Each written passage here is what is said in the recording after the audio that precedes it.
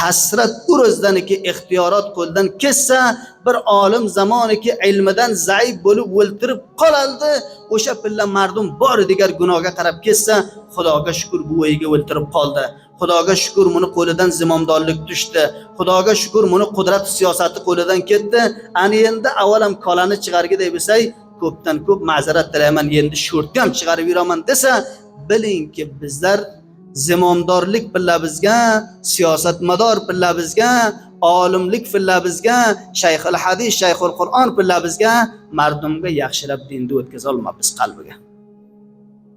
Ikkinchi sifati bir olim, donishmand, rabboniy bo'lishi kerak.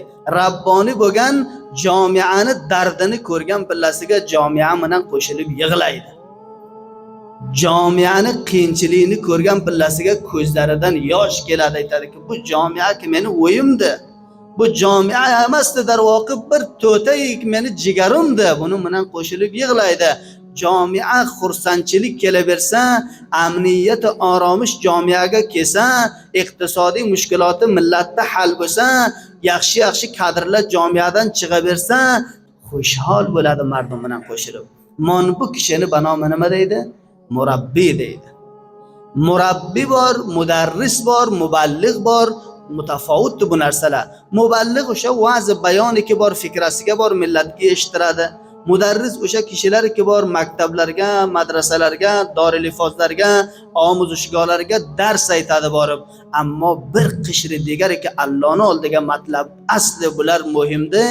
Banomi murabbiy bo'lishlik kerak. Qurboni bo'lsam Hazrat Umar Faruq radhiyallohu ta'ala anhuni maydon ilmga va donishga behtarin muballigh va murabbiy va mudarris edilar va maydon siyosatga bo'lgan pillasiga kullu dunyo larzaga kirediki Umar ibn Xattob radhiyallohu ta'ala anhu o'zi safi jihodga kelgan.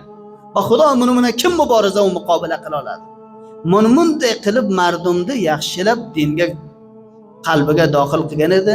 Ba'd az o'lganidan so'ngra ham bir xohariki o'yiga o'ltigan qancha yaxshi javob beradiki, men buni jur'at bermayman-ki o'zimga tiriklik pillasiga bu kishidan itoat qilib gafiga quloq tutgan bo'lsam, o'lgandan so'ngra nima qilsam deydi, muqobillariga nofarmonlik qilsam. Alloh subhanahu va taolo Qur'onga ahli ilmlarga xitob qiladiki, "Walakin kunu robbaniyina bima kuntum tuallimunal kitob." Ey donishmandlar, ey ahli qalamlar, sizlar rabboniy bo'lishlaring kerak. Rabboniy millatni va nasl javonni yaxshilab parvarish berayotgan kishilarda aytadi.